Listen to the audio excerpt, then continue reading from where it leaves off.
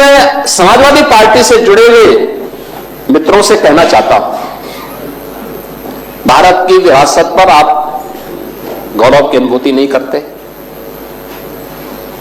कम से कम जिनके नाम पे आप राजनीति करते हैं उनके विचारों को ही मान लेते। डॉक्टर राम मनोहर लोहिया ने इस बात को कहा था कि भारत की एकात्मता के 3 आधार हैं, श्री राम, श्री कृष्ण और शिव शंकर, भगवान शिव। जब तक भारत की जनता इन 3 देव महापुरुषों के प्रति श्रद्धा का भाव रखेगी, तब तक भारत को भारत बने रहने से कोई रोक नहीं सकता। दुनिया की जनता तक भारत का बात बता देगा। डॉक्टर राम मनोहर लोहिया प्रखर समाजवादी थे। वे हमारी विचारधारा से जुड़े हुए नहीं थे, हां कांग्रेस के विरोधी थे, अपने मुद्दों पर लड़ते थे। आज समाजवादी पार्टी डॉक्टर लोहिया के विचारों से कितनी दूर भाग चुकी है। आज राम को, कृष्ण को, शिव की परंपरा को, भारत की विरासत को कोसना ये समाजवादी पार्टी का मानो जीवन का उद्देश्य हो गया। और दुर्भाग्य है कि उन्होंने आदर्श किसको माना है?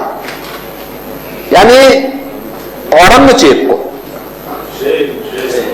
औरंगजेब को ये लोग अपना आदर्श मान रहे हैं। औरंगजेब का पिता शाहजहां अपनी जीवनी में लिखता है, अपनी आत्मकथा में लिखता है कि खुदा करे कि ऐसा कमबख्त किसी को पैदा न हो। उसने आगरा के किले में अपने बाप को कैद करके रखा, एक एक बूंद पानी के लिए तरसाया।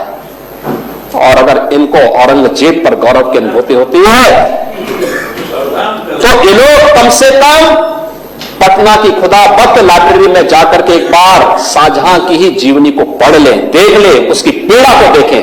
हां, जिनका आचरण औरंगजेब जैसा है वे लोग औरंगजेब पर गौरव की अनुभूति करें, लेकिन भारत को कम से कम इस पर न करें। और समाजवादी पार्टी को इसका जवाब देना चाहिए। भारत की आस्था पर प्रहार करने वाला दुर्दांत,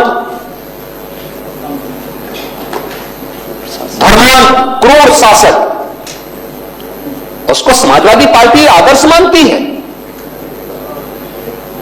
जो भारत को रौंदने के लिए आया था, जजिया कर लगा रहा था, भारत का इस्लामीकरण कर रहा था, कोई सभ्य मुसलमान भी अपने पुत्र का नाम औरंगजेब नहीं रखता, क्योंकि उसे मालूम है यथा नाम तथा काम।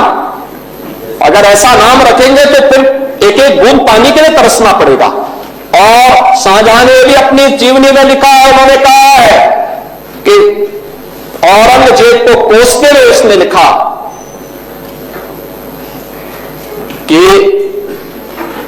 तुमसे अच्छा तो ये हिंदू है जो जीते जी तो अपने बुजुर्ग मां बाप की सेवा करता है, मरने के बाद श्राद्ध तर्पण के माध्यम से वर्ष में एक बार उन्हें जल देता है। तुम तो मुझे एक एक बूंद पानी के लिए तरसा दिए हो। अब समाजवादी पार्टी यह तय करे ये पटना की खुदा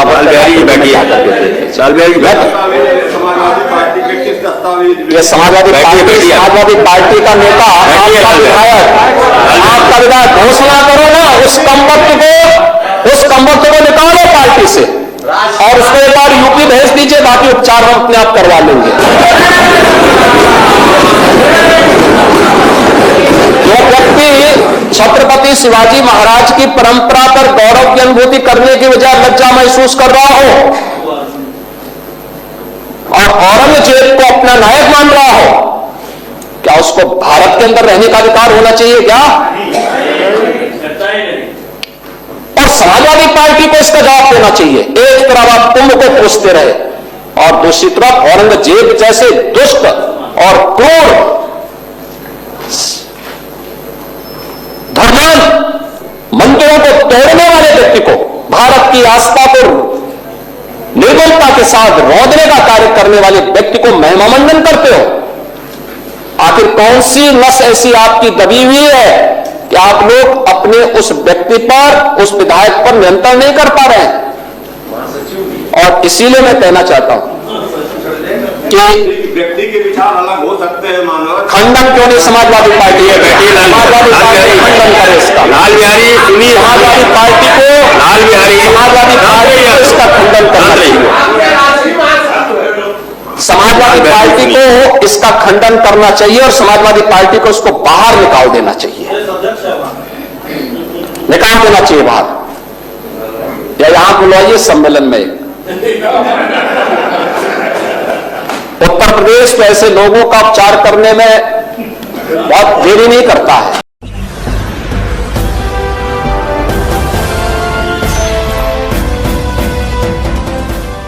देख रहे हैं लाइव न्यूज 99, राष्ट्र सबसे पहले।